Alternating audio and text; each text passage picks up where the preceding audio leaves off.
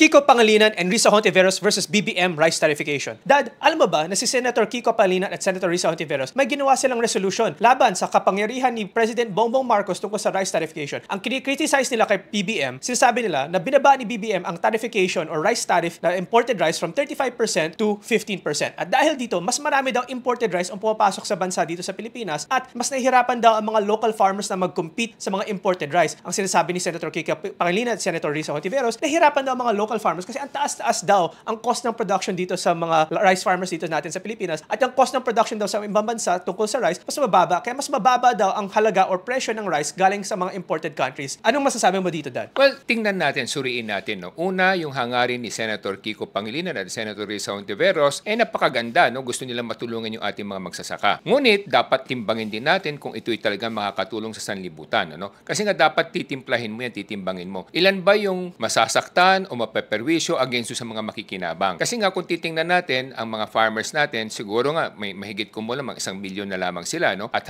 let's say isama mo yung pamilya nila na mga 5 milyon. Pero ilan naman yung consumers ng bigas, no? 110 million Filipinos, no? So napakarami niyan, no? So sabihin na natin mga 25 million families yan. So mas maraming masasaktan kung tataas ang presyo ng bigas dahil nga gusto natin pangalagaan yung kapakanan ng mga magsasaka. Pero dapat din naman natin pangalagaan yung kanilang kapakanan dahil kung hindi naman mapapariwara rin sila at mawawala yung ating basic security food needs, no, mga pangangailangan natin. Pero siguro ang tanong, ito ba yung tamang pamamaraan? Timbangin natin. Pangalawa, dun naman sa kapangyarihan ng Pangulo, ang pagkakapangyarihan ng Pangulo pagdating sa mga bigas, dapat suriin din natin, no, kung ano yung mga dapat na pamamaraan na dapat gawin ng ating pamahalaan para sa ganun matulungan ang lahat, no, hindi lamang yung mga magsasaka, kundi lahat ng mga consumers na mas marami, no. Kaya dapat tinitimbang natin yan. So unahin natin, no. Napakaganda nung hangarin pero tama ba yung pamamaraan? Yung pamamaraan kung gusto nating matulungan ng mga farmers, instead na parusahan natin yung mga nakakaraming consumers, ang dapat na lamang gawin ng gobyerno, isubsidize nila yung presyo ng palay na binibili nila sa mga farmers, no? So kung sinasabi natin dapat 22 pesos yan per kilo ng palay, dapat ang NFA ang namimili ng mga presyo ng palay at tapos sila na lamang ang nagpapamilya at sila na rin ang nagbebenta niyan at a subsidized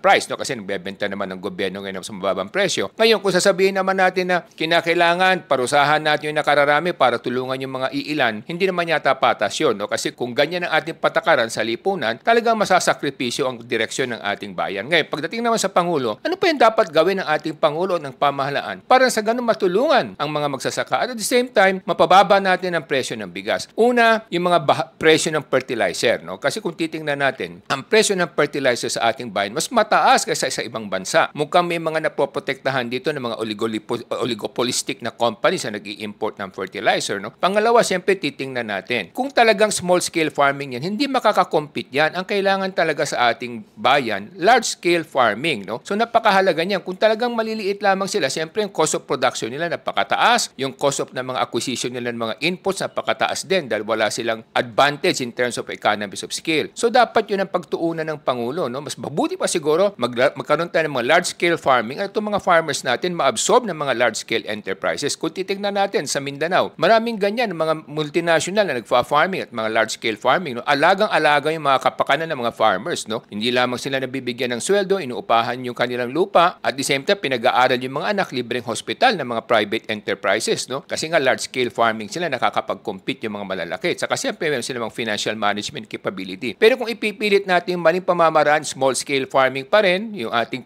pinupuntahan at pinatutunguhan, talagang hindi makakakompete yan kahit na anong gawin natin, tustusan natin, suportahan natin, eventually mababaon lang ang buong gobyerno sa pagkakautang, no? At masasaktan din lahat. So sa akin, dapat natin tinitimbang. Mas mahalaga ba ang kapakanan ng iilan o ng mas nakakarami? Una. Pangalawa, ano yung mga pamamaraan na pwedeng gawin para hindi naman papabayaan yung mga iilan na kinakailangan masuportahan at tulungan? Napakahalaga din yan na matulungan natin sila para sa ganun magkaroon tayo ng basic structure for farming which is a security issue yan. Kasi hindi naman maganda kung lahat inaangkat na lamang natin. Darating isang panahon, baka tayo mapariwara o masadlak sa isang kumunoy, no? Dahil nga kung wala kang sariling produksyon, aasa ka sa iba, napakahirap din nun. Kaya dapat yan ang mga suriin at dapat balangkasin ng ating pamahalaan. Dad, may iba nagko-komentaryo. Ang sinasabi nila kasi, ang mga rice at corn, mga low-value crops ang mga ito. At konti lang talagang kikitain ng tao kung nagpa-plant sila ng mga rice at corn. So ang sinasabi nila, mas maganda daw kung ang mga farmers ng ibang bansa, sila magpa-plant ng mga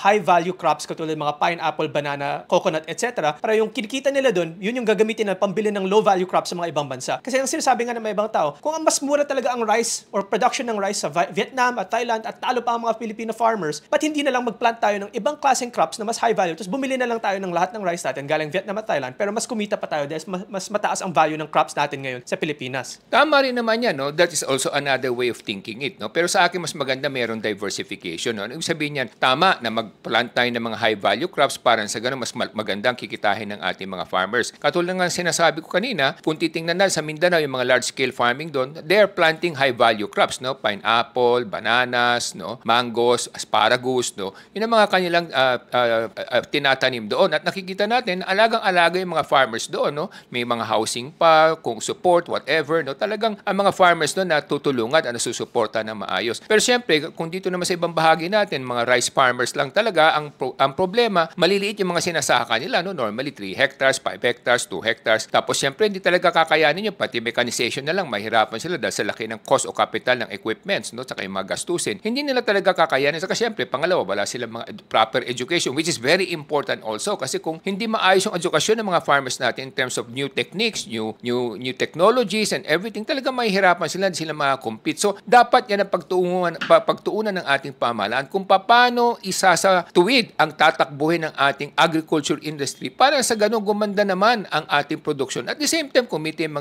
mga magsasaka at the same time, makinabang yung mga mamamayan sa mas mababang presyo. Kasi kung parurusahan natin ang mga mamamayan para lang sa kapakanan ng ilan, hindi rin tama yon. Parang ganito yan, no? Bigyan ko kayo ng halimbawa. For example, napakamahal ng kotse na gagawin natin dito kasi nga kinakailangan gusto natin mag-produce ng kotse dito. Pero kung sobrang mahal naman yan at parurusahan natin yung mga mamimili, wala, para nating hinampas yung karamihan para lang na sa ganun mapakain natin ilan. No? Kumbaga meron sa pamilya mo, isa, hindi makakain ng chicken dahil allergic siya, 5 kayo. Ibig sabihin yung 4, hindi na rin dapat kumain ng chicken dahil yung isa allergic. Hindi ganon. Dapat ang ating mga pamamaraan at patakaran, i-tailor fit natin na matutulungan yung mga mahihina, but at the same time, wag natin parurusahan yung nakararami. Yun nga, kung mas mataas ang level ng edukasyon na binibigay ng gobyerno para sa ating mga farmers, mas marunong din sila kung paano nila ma-manage yung mga cost at expenses nila at paano mag-save ng pera at paano mag-farm better para mas mababa ang mga cost nila. Ako po ay si Solomon Sai, ang inyong kuya ng bayan. Panghuli, wag po natin kalimutan, kinakailangan hasain natin kung saan tayo magaling at doon natin pagtuunan ng pansin para tayo makaangat. Hindi yung pipilitin natin gawin yung isang bagay para na sa ganun, pilitin natin ang mga tao na bilhin yung ating produkto kahit na hindi maayos. Kasi nung panahon before 1992, maraming ganyan, no? Bawal mag-import ng mga produkto, kaya kinakailangan panay local lang, tangkilikin ng local. Pero nangyari, yung productivity napakababa, pagkatapos yung quality napakasama, ang presyo napakataas. Kaya naparusahan ng karamihan, buti naman nagbukas ang ating gobyerno na magkaroon tayo ng free market, open market, no? Kaya yun ang sinasabi natin, napakahalaga na maging patas tayo, timbangin natin ang lahat ng ating desisyon. Yun lamang po mga kababayan, ako po si Michael Sain, yung dad ng bayan.